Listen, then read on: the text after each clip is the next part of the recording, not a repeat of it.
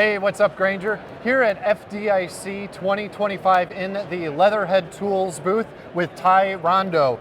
Good afternoon. How are you today? Good, sir. How are you? I'm doing well. Thank you for having us. Yeah. You're going to walk us through Leatherhead Tools and some of the products that they have. Real quick, who is Leatherhead? What do you guys do? So Leatherhead Tools is out of Rockford, Illinois. American-made tools, forged, an old-school factory, hardworking blue-collar people truly care about the products and the job. I've been with the company for about 10 years now, working with Rick and Dan at the shop, modifying tools, research and development, and that's how I kind of came into the product specialist aspect of it all here. Yeah, I'll just take you through all the tools. I'll give you a little education on how they're built, how they're designed, and why, and hopefully it'll help you guys out getting the information to your team.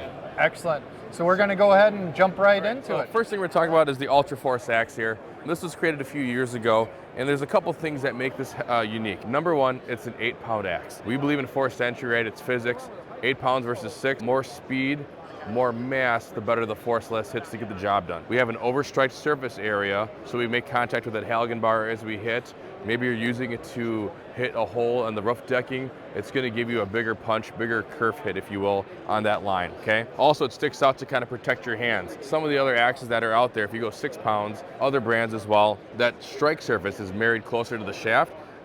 Easier chance for me to hit my knuckles, so we want to take that away from you, okay? We have a teardrop insert where we mount our handle in there.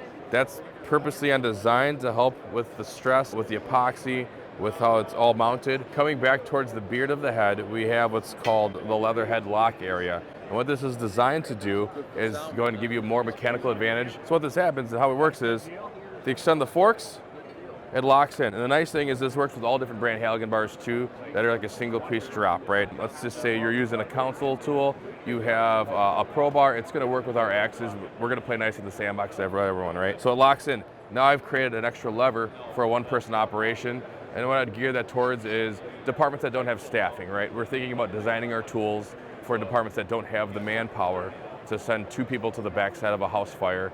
Now I can send somebody with just a Halligan bar and an axe to get the job done. The other side of that groove is designed to lock and marry the tools. So with the fire glove, I'm able to carry either a both hand grip, I can go through here, but the nice thing is, this won't break free. It's designed to bite on the 2 tools. If I'm going to break it apart, upside down, your tools break apart. On Granger, you have this set as a Ultra Force axe iron set, Halligan bar, 8-pound force axe, and it does also come with a Mary strap as well, which you can use. Otherwise, again, this is designed, if this ever gets lost, not a big deal. Your tools will still lock in. The last thing I'll talk about this axe, the beard. So this is what's considered the beard. What we looked at is all the other brands and other designs, and we went back to how lumberjack would cut wood, right? And we want actually a long beard, so when you strike, you actually get a good angle to hit that material. So that's why you have the design where it flares out top and bottom. So if you're on a roof that's pitched, if it's flat roof, a 12-12 pitch roof, you're going to be able to make that contact with it and not miss. I'm gonna talk about the handle here as well. So this is newer for the past couple of years, Ultra Force axe handle. The difference is there's a lot more strength designed into the insides, and I'll get there in a second on some photos. We have a fawn's hoof, and we designed it flat. Powder tools on the ground to separate the tools, right? Well, it does damage over the time and flatten it out. So we just right out of the gate, cut it off, flatten it so we don't have to deal with that. We have the knurling, should be about 14 inches up just to kind of help with that grip. But a lot of people will put hockey tape or wrap it as well. The design of this side is cut out. And the whole purpose of that is if you look at your hand, it's not completely round, right? So now with the glove, it locks in. It's designed to fit on either side of the palm. Whether I'm forcing doors or I'm going to use it to go and cut something, it's going to lock it very nicely. The other thing is we have a nice thinner piece on the inside, so if you are chopping, your hand slides a lot easier, less material. That was designed for someone with a smaller size hand in mind as well. We have a bulge or a bump out on the handle. That's there for 2 reasons. One, when we're forcing doors, we ideally want our hands 6 inches below the axe head so I don't overstrike and hit and break my hand. So it helps kind of remind you of where your hand placement should be, okay? 2, the first version that we had, it actually was real thin. And over time, when you're training 8 hours a day, forcing doors, it would start to get a little bit of pain here. So we were like, well, let's correct that issue. We made it a little bit more plasticier, a little thicker, and away we went, okay? What I want to show you here is we did some quality firehouse testing here. We have about 365 pounds loaded onto the bar. We used an Anderson strap from our friends at ARS, and we wanted to see what our true testing would be. And we stopped at that level because I didn't have the proper facilities to test. But the takeaway for you guys is the difference in our handles is the strength. It's a minimal flex handle. And what that relates into is people do rescues or they train about putting their tool in the wall, wrapping a system and jumping out. You know our handle is going to hold your weight, about 365 pounds. We could have definitely pushed the limits further. Maybe we'll get into testing down the road. But the last piece is this. We'll say this is our handle here, and this is another competitor's handle. You can see where that strength comes into play, why we have that minimal flex, why we can support those kind of workloads, right? And again, even using the handle, like where I work, you might put the handle in the wall for overhaul, lath and plaster. I can really pull on that now without it worrying about breaking, fracturing, and the epoxy giving away. Again, going back to Leatherhead tools, and everything's made in the US. Everything's fabricated, forged, built here. It's all stamped with pride in our tools, made in the USA. All right, guys, I'm gonna talk about our Halligan bar here. This is the first time ever we've showed the public how the Halligan bar starts. So same thing, I don't wanna rob you of that. I want you to take a peek at this. This is where that drum starts off, and this is the first piece that our forging site sees. And you can see after it goes into the forge, it gets hammered out into the forks, and then the opposite side will give you the adze end. So that's just the true raw. It's truly a forged Halligan bar, so if someone claims that it's not, that's incorrect. So our Halligan bars, we call them a single piece drop forged steel bar. There is a difference though. Our pikes are welded on, and we'll address that here in a minute.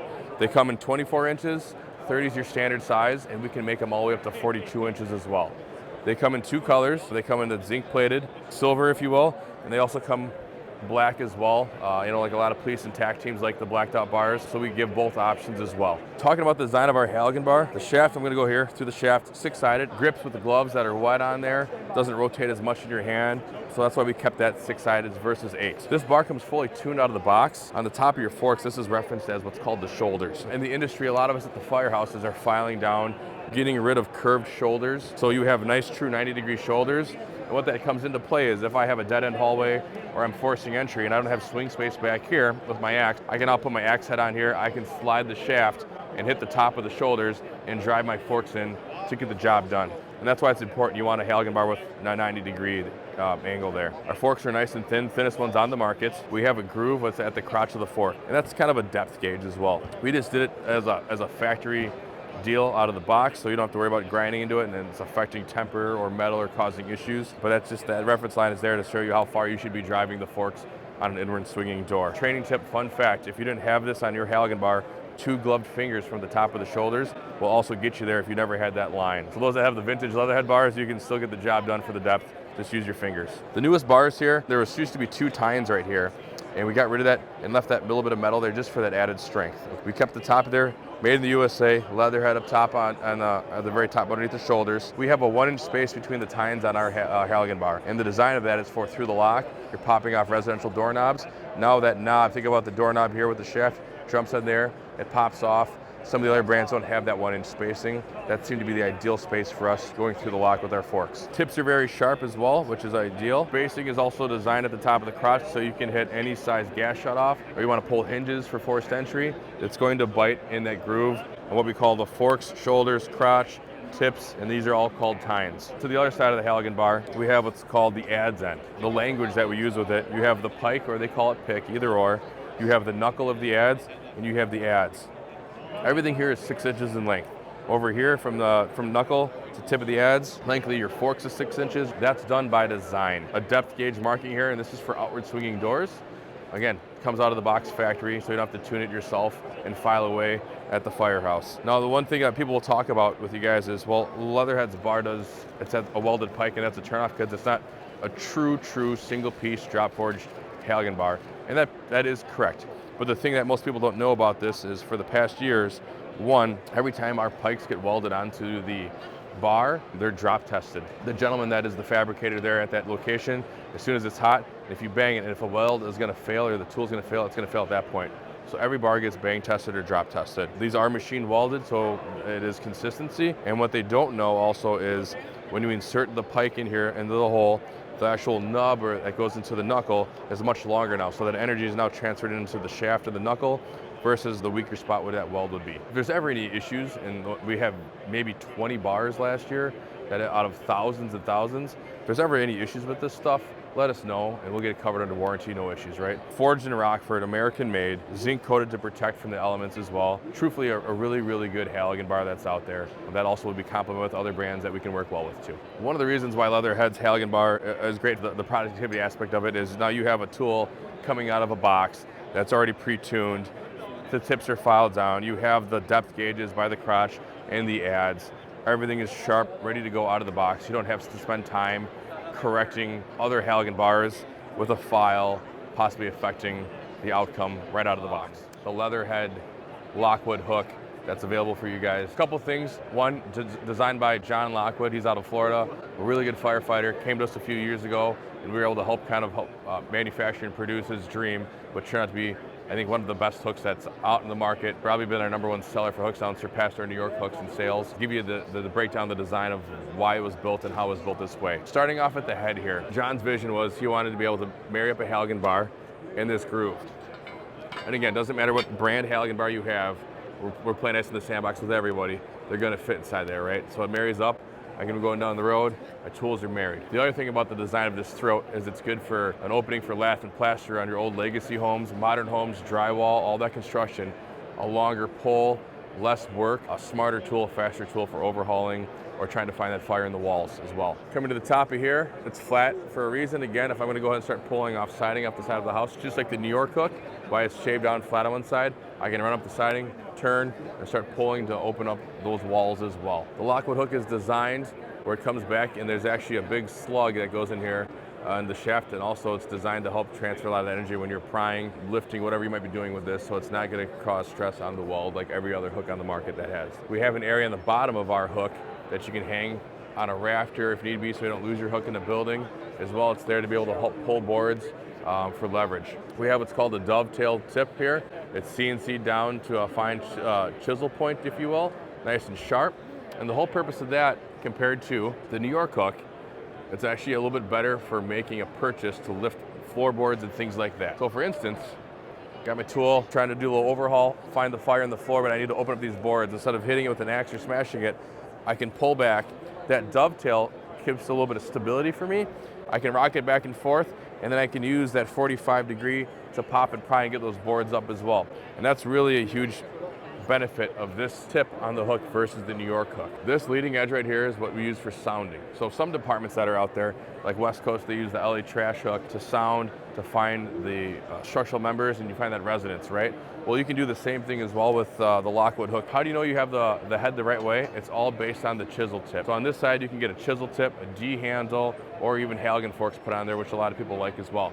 But the chisel tip, if you go with this, it's angled for a reason. One, it marries your hand with the thumb for orientation. If it's this way and you're extending your thumb, it's the wrong way. So back this way, now as I'm sounding, hitting center, left, and right, once I hit that spot where there's density, I know it's hitting that nice area, this leading edge right here. All that sounding is going into the shaft, and I'll know and I'll feel the resonance in my hand, right? And that's why it's designed to have that over there. A New York hook doesn't give you that. Your area is here at the point. Again, a great tool, just a little bit different, leading advantage of the Lockwood hook. These come anywhere, you can get them down to 2 feet, up to 12 feet if you want. Ideally, 4, 5, and 6 are our biggest selling numbers. Made in America, made in Rockford, Illinois. So something that you're gonna see here this year, first ever, it's not even online on our website yet. Philadelphia Fire Department came to us last year and asked if we could make 20-foot pike poles with them to help them out for their apparatus. Their truck spec had a request for 20-foot pike poles, white. We've never made them before, but we were willing to help them out the best that we could, so we got the job done for them. Brought a white one here. This is a dog bone or an I-beam, if you will. If you need a pike pole that's in white, you know, it's not out there yet, but give us a call. Let's talk to Rick or Dan. Go through James, make the contact. We can get this stuff special ordered for you. We can do white now, and we'll hopefully update the website and the catalogs to show that we can do white for pike poles, which will hopefully help those departments that aren't looking for that fluorescent bright color, a little more calm down traditional. We'll make it happen now. So if you're looking for a specific shaft with the head complement, we can do that in any variation, whether it be round, the standard American hook, you want to go the dog bone or the I-beam, anything with the fiberglass that you need, D-handle, whatever it might be, we can accommodate that. We'll custom build it to your liking. And again, just Granger Sourcing.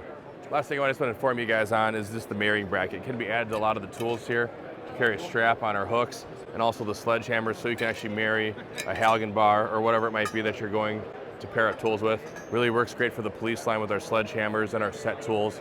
So don't forget about that. That helps those guys out in the field, so don't leave out the marrying bracket. All right, well, there you have it, Granger. Thank you so much, Ty, for going through all of these awesome new products, some of which are brand new to Granger, others have been in Granger. And like that white pike pole, that's something new that I just found out about today. So go through Granger Sourcing if you're interested in that, and reach out to Rowe-Thrush if you want to learn more about any of their other great products.